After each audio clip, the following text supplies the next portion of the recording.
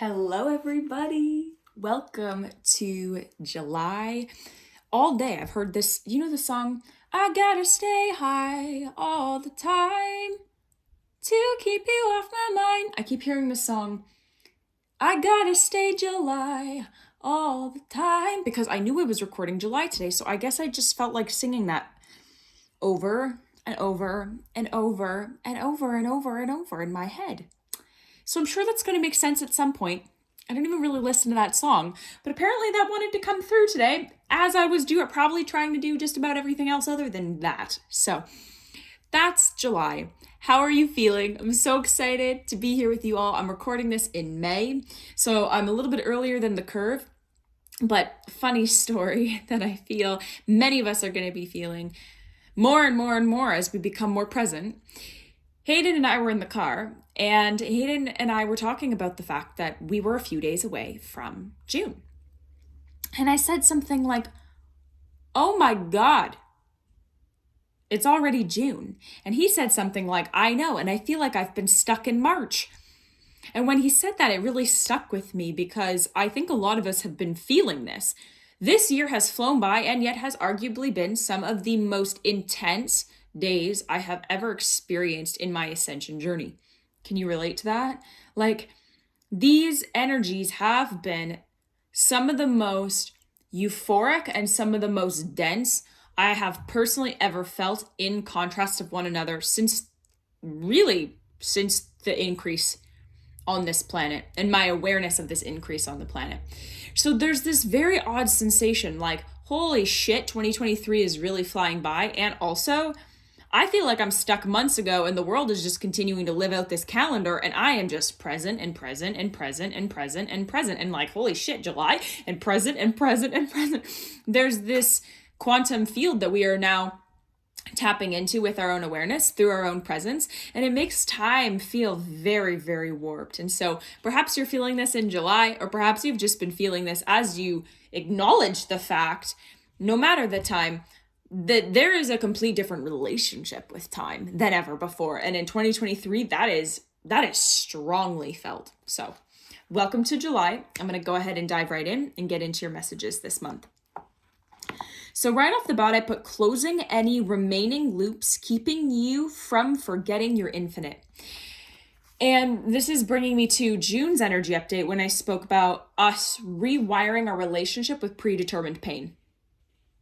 How we have certain stories where it's like, oh, I feel like this. Let me just attach that thought there, or let me just attach that belief system there, because most of the time I feel like crap when I feel this. So I'm just going to go ahead and attach those thoughts there, because we have loops where the mind and the body work together. When you feel something, you attach a thought to it, and vice versa. You think something and you attach a feeling to it. And so what we've been realizing is that a lot of the times, all of the times, we are the ones that are predetermining a lot of the pain that we feel and that we choose to sustain.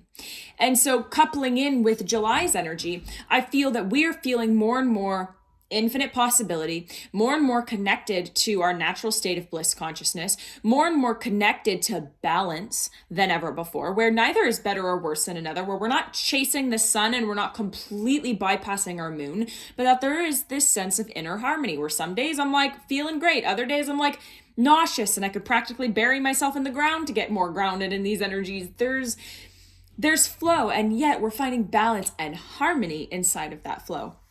And so this month feels like we are closing remainders. It feels like we're closing out remaining loops that are still kind of getting fragmented and caught, usually because of past life stuff, sometimes because of the super, super dense experiences we have through the ages of 0 and 7, and then from 7 to 15 into 18, mostly in the earlier development years where a lot of the main foundational belief systems are created.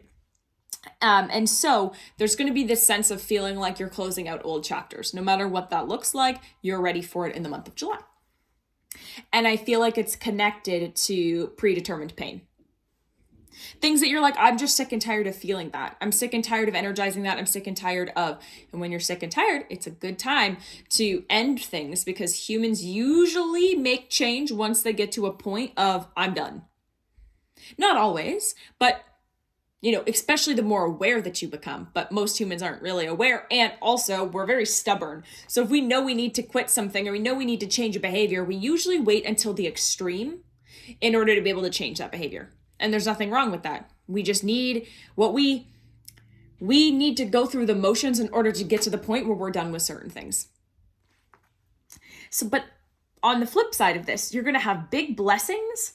I put counting stacks. We love that for us because I know that this has been a big year of rebuilding our trust and also rebuilding a lot of our financial structures and our wealth systems in the body. And money has become, a conversation that got very loud very quickly, but it was very unintegrated for a lot of people, myself included, having come from an environment where I didn't grow up with resources that came in plentiful supply. And so that scarcity ran generationally. And then when I started to generate income, or I started to buy into certain narratives about money through different inversions and through different teachings, the scarcity didn't change. The driver was still fear, and yet I was generating income. And then what ended up happening for a lot of us is that we had to experience tower moments financially or within our foundations physically in some way, shape, or form, so that we could start to grow a real, more organic relationship with money. And by that, I mean a real, more organic relationship with yourself, where scarcity and fear are not the drivers of your life. That you're saying it's money. Oh, money was this, and I've always had scarcity with money. And instead, it's like, I grew up in a scarce environment in my childhood, and I can see how I'm perpetuating that through the channel of money. But money is not to blame. Money is not to fault. Money is just showing me something. So what am I here to heal? And this has been an ongoing process for a lot of us. A lot of us have been doing an immense amount of scarcity, lack, money, foundational work, reprogramming. And so in July, this is, I pray for you, if you're receiving this, a time of blessings on blessings on blessings flowing into your life as a result of your continued efforts to reinstall the more abundant template that has always been available and has always been there for you. And now you're ready to receive it. I put harvest is here. Summer naturally inspires bloom, vibrationally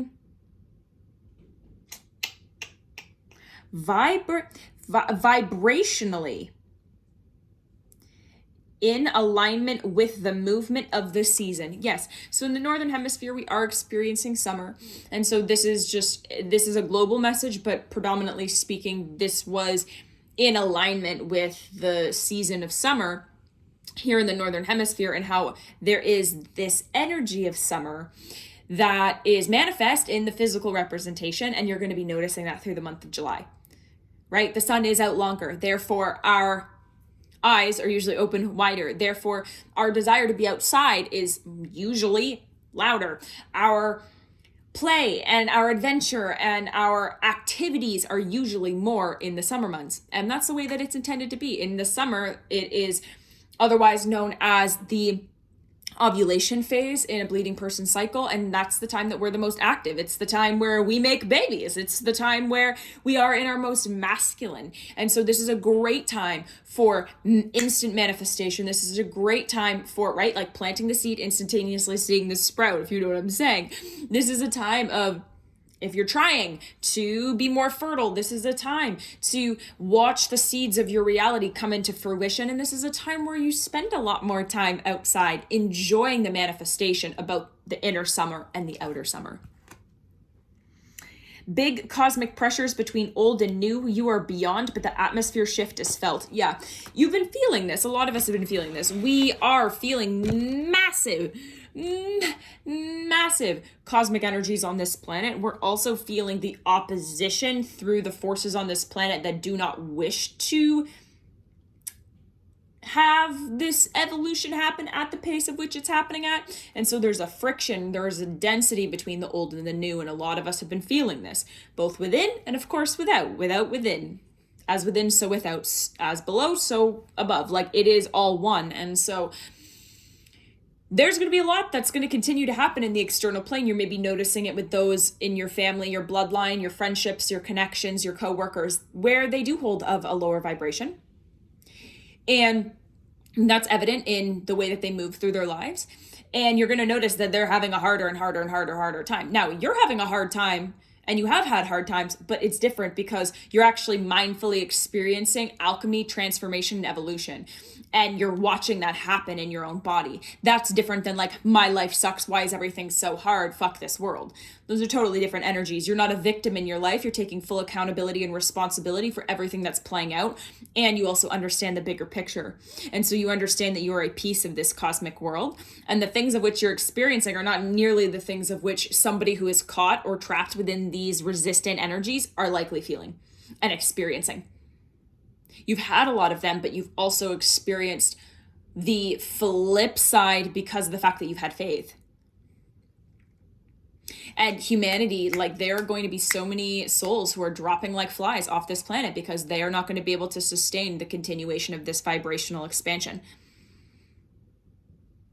So appreciate the ones that are here. Find your tribe, especially if those in your family or those in your immediate circle are getting denser and denser to surround yourself with. Really focus your energy on your Aquarian tribe. And know that you will be noticing like, whoa, I feel like I'm living in a completely different world than what's going on out there. Almost as if I'm creating my own new earth and there's all this other shit that is happening, and it feels so distant from me, right? 3 years ago, it felt like we were in it, right? Because it was loud and it was normal in the moment. And a lot of us, many of us were already awakened at this point, but a lot of us were just catching the wave of this awakening. And now we're sustaining this awakening. We're expanding this awakening. And so because of that, it almost feels like we're a distant memory from who we were. And we're also feeling like there's so many people who are living so deeply in the past that there's such a disconnect between like the world they're living in and the world that we're living in. Yep. I put who you are is finally aligned with receiving. I believe that most light workers find themselves more comfortable in the giving end. They find themselves more comfortable in the offering, in more of the service, in more of the output of energy. What we've been learning through the healing of the moon, healing of our inner child, healing of our subconscious, healing of our cycles, is that a lot of the times we are not a vibrational match to receive because we're constantly giving. And so we have had to learn that in moments where it seems like nothing is working, we have had to work on staying open to receiving even though we don't see. And that has helped us expand our receiving muscles. And it has allowed us to receive unconditionally, that we don't always have to be doing things or putting things out in order to equate to being able to receive. And now you're on a frequency where you're like, I am open and available for miracles, that they feel normalized within my central channel. They feel normalized within my soma, within my nervous system, within my central channel. And you can come at any time. Thank you so much. Like, there is this grounding in receiving now, because I genuinely feel like you know that you have done the fucking work to be on the receiving end of big blessings.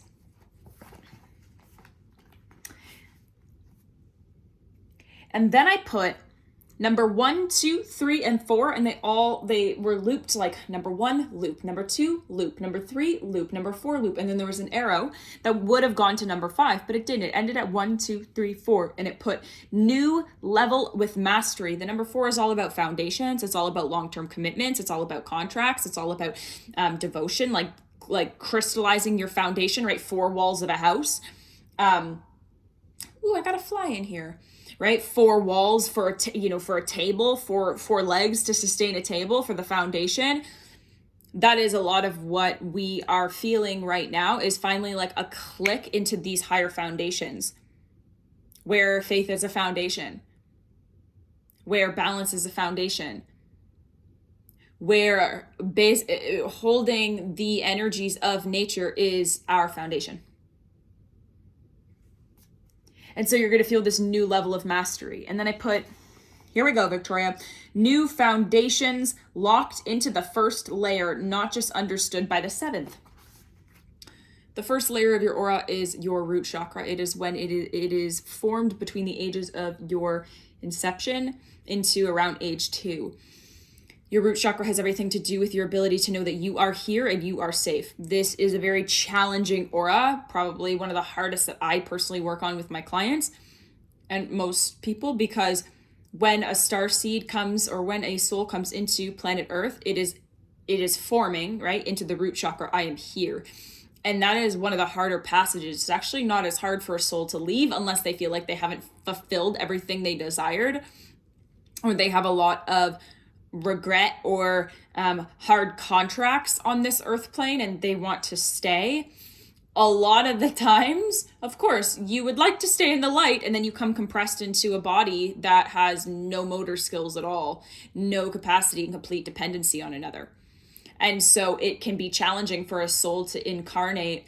And so the root chakra can experience a lot of trauma in utero, in the adjustment phase to being a evolved soul into a basically like deformed energy, a deformed mind.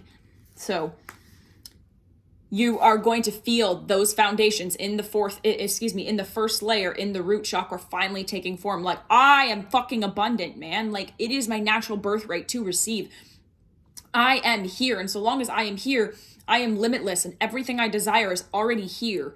You're going to feel this sense of like, it is already here, as opposed to in the seventh layer, in the crown, you understanding spirituality, you understanding the concepts of, cause and effect, you understanding the concepts of the law of attraction. Like, you understood and you're like, why isn't it happening? Why isn't it working? In the month of July, you're going to feel that crystallization where it's not just something you understand, it's something that is here, it is something that is felt, and it's something that exists within the body.